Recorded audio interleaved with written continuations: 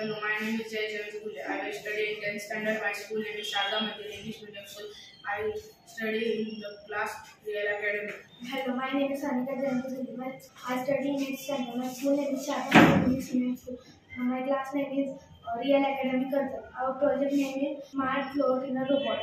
Welcome to the future of smart floor in a robot. Magical helper to keep your floor sparkling without breaking the sweat. Enter wall of smart floor in a robot. Your modern tech solution to make cleaning experience much better. Imagine a tiny intelligent robot moving effortless across your floor, leaving them spotless. So this is the smart floor in a robot we have made with the smart technology. Before going further, my partner will explain the different components that are used in the robot.